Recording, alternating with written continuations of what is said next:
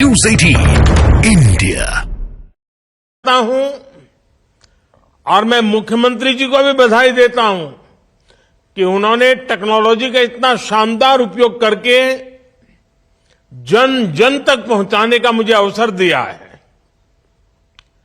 कुछ दिन पहले फ्रांस के राष्ट्रपति जी का आपने जयपुर में जो स्वागत सत्कार किया, उसकी गूंज पूरे भारत में, इतना ही नहीं पूरे फ्रांस में भी उसकी गूंज रही है। और यही तो राजस्थान के लोगों की खासियत है।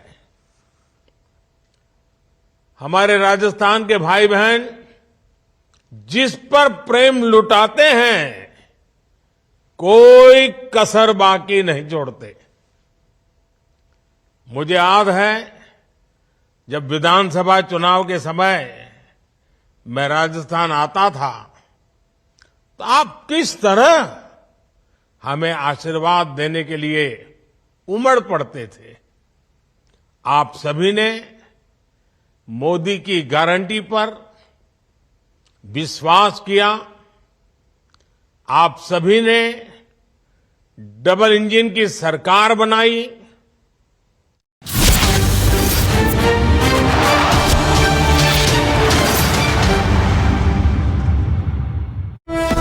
उन्होंने बातचीत को एक तरीके से अपनी ओर से रखा था किसानों के सामने, तो कुछ सॉल्यूशन निकला था। तो किसान चाहते हैं कि प्रधानमंत्री अगर सीधा बातचीत करेंगे तो शायद ये समस्या बहुत जल्दी हल हो जाएगी। और उन्होंने ये कहा कि हमको सरवन सिंह पंडेर से कल जब सुबह बात कर रहे तो उन्होंने कहा कि हमको दिल्ली जाने से मतलब नहीं है, हमको अपनी मांगे मनवाने से मतलब है। अगर मांगे हमारी बिना दिल्ली जाए अगर मान ली जाती हैं तो हमको वहां जाने की जरूरत नहीं होगी। एमएसपी का जो मुद्दा है, आपको मैं पंकज ये बता दूं कि तीनों केंद्रीय मंत्रियों की तरफ से ये भी किसान नेताओं को समझाया गया कि अगर एमएसपी को लागू किया जाता है तो उसके बुरे परिणाम क्या हो सकते हैं, उसके नेगेटिव प्रो कॉन्स दोनों चीजें वहां पर समझाई गई हैं। तो काफी देर तक चर्चा एमएसपी पर हुई है और इसलिए किसान नेता ये चाहते हैं कि उनकी बात सीधा प्रधानमंत्री से कराई जाए। सरकार के साथ तीसरे दौर की बातचीत सकारात्मक ढंग से रही है। इसके बाद अब किसान नेता बातचीत की जानकारी किसानों को देने वाले हैं और उसके बाद आगे की रणनीति क्या रहेगी, इस पर चर्चा होनी है। 3 मांगे बड़ी मांगे, सभी मांगे बड़ी हैं, जैसे एमएसपी खरीद की गारंटी का कानून, C2 प्लस 50% और किसान और खेत मजदूर का कर्ज, और भी जितनी मांगे हैं, तो उसके ऊपर काफी लंबी चर्चा चली है।